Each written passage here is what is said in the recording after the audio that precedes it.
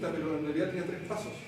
Cuando ustedes están postulando a un trabajo, está la entrevista con el malvado psicólogo, pero también está el currículum y los test psicológicos. Como digo, no vamos a centrar aquí, pero no vamos a dejar de ver esto bien.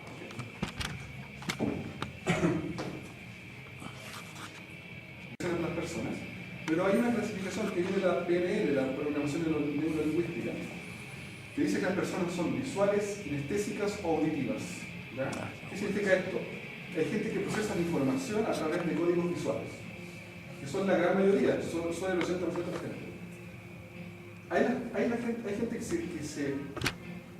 que elabora la realidad o da interpretación a la realidad a partir de códigos auditivos. Y se nota mucho en el lenguaje, según la PNL. Por ejemplo, la persona que dice: cuando converso contigo siento mucho ruido, o cuando converso contigo hay una cierta disonancia. Está haciendo hincapié en lo auditivo, sin darse cuenta, porque ellos se fijan mucho en el tono de la voz, se fijan mucho en la intensidad de las palabras. Esos son los auditivos. Realmente los músicos, muchos de ellos son auditivos, ¿no? Obviamente también un poco visual. Finalmente están los kinestésicos, son los que elaboran la realidad más bien con la difusión de las señales corporales. Son los que tienen una voz un poco más profunda, y cada vez que hacen hincapié en algo, como que se concentran en su mente y empiezan a reflexionar. Son más reflexivos. Son gente, por ejemplo, caricaturizando, son los Hare Krishna, que también vinculados con el tema del yoga. ¿A dónde quiero llegar? Que la mayor parte de los malvados psicólogos son visuales. Estadísticamente hablando sería cerca del 80%. Por lo tanto, si ustedes frente a ese tipo de psicólogos manejan estos códigos, deberían entrar en feeling, en química con ellos. Porque generalmente cuando el visual ve que el otro es visual, confían. Por lo tanto, si ustedes se organizan esto y lo actúan tal cual como suena, lo más probable es que entren en buena onda con el seleccionado. Pero esto requiere harta práctica. Hay otra cosa que es más sencilla, pero para no decir. Esto no es sencillo. Esto es como más universal. Esto lo usa todo el mundo. Cuando tú vas a una entrevista, el psicólogo, el entrevistador se fija en lo que dices, en lo que hablas, pero también en el lenguaje no verbal. Y básicamente se fija en estas cosas. Contacto visual. Cuando tú conversas con alguien, es evidente que de vez en cuando hay contacto visual. Hay gente que está tan nerviosa que empieza a mirar hacia abajo y no está en contacto visual con el entrevistador. El entrevistador se fija en eso, ¿ok? Contacto visual. Asentimiento. No sé si todos hemos visto la entrevista que hacen los periodistas a diversas personalidades. Y esa personalidad puede ser la persona más aburrida del mundo, sin embargo, el periodista siempre va a ser de vez en cuando ahí. Tan simple como eso. Asentimiento. Si usted logra hacer contacto visual y asentimiento, ya tiene gran parte del terreno ganado en el lenguaje no verbal. Pero además está la distancia. Cuando hablamos de distancia, estamos hablando de una distancia cultural. Por ejemplo, si yo converso contigo a esta distancia, es invasivo. Y si lo hago a esta, muestro que no hay mucho interés. Entonces, siéntate donde tú te sientas cómodo, lo más probable es que el entrevistador también por su distancia cultural. Nosotros generalmente conversamos como a esta distancia, algunos gringos como a esta, también cultural. Si tú te enfrentas a algunos gringos y te acercas a ellos, el gringo siempre se cuenta que se siente lo más posado. Distancia, ¿se refiere a eso? Pero también se refiere a respetar la distancia que hay entre roles. Y una forma que el entrevistador se da cuenta del respeto a los roles es cómo saludas. Lo que hay que hacer en este caso es darle iniciativa al entrevistador. Si el entrevistador te da la mano, dale la mano.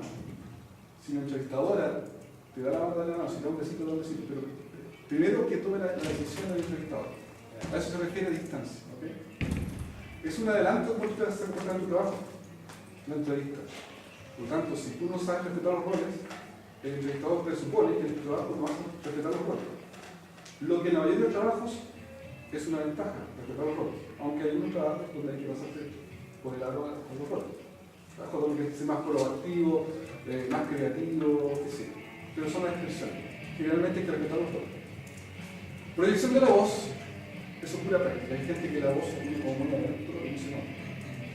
Y postura, más que postura erguida, postura formal. Como el cuerpo humano no es todo, una forma. Faltó esto, el movimiento de las manos, lo que decía Luciano. Concordantemente con tu proyección de voz, lleva un acompañamiento de movimiento de la mano, al mismo ritmo, sin exagerar. Si hacen esto, te aseguro que el tema de lenguaje no verbal de que te interesa lo que el otro dice. ¿Okay? Bueno, la distancia ya veo dos roles. Proyección de la voz y postura formal también se relaciona un poco con el tema de la formalidad del trabajo. Eso. Pero a veces uno asienta porque ya quiere que el otro deje de hablar también. Sí. O sea, es como que ya. Sí, finalmente eso está acompañado de esto. Ya, está bien. Sí. Yo lo sentimiento puro. Sí. Algo así. Eso es. Esto parece manipulador y lo es. Pero no importa. Lo importante es que usted sepa que esto es lo que se mide y si ustedes deciden usarlo, úsenlo.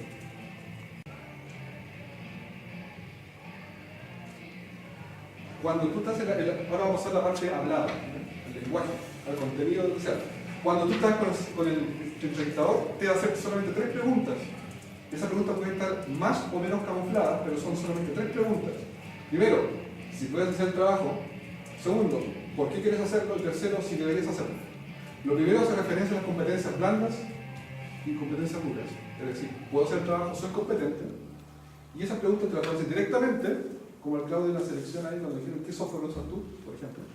O encubierto. ¿Por qué quieres hacer? Eso se refiere a la motivación. Aquí es como bien claro, si tú tocas la guitarra, te puede gustar mucho tocar la guitarra, pero si no tienes habilidades, no sirve como guitarrista. O al revés, tienes mucha habilidad con la guitarra, pero no te gusta la guitarra, te gusta más la batería. Eso significa que tu desempeño como guitarrista tampoco va a ser bueno. La combinación de ser competente y estar motivado es lo que se busca. Y finalmente el tema ético tiene que ver, por ejemplo, con que no haya personas favoreciendo tu ingreso a la empresa, tiene que ver con que tu familia no sea, por ejemplo, delincuente, narcotraficante o algo así, o que tus valores personales te impiden trabajar. Por ejemplo, si tú vas a postular a Chile de Tabacos y eres adventista, va a ser muy difícil que te incorpore al trabajo, etc. A eso se refiere el tema de la ética. El tema de la ética no siempre se toma en cuenta. Finalmente lo que será el último... Disculpa, también puede haber casos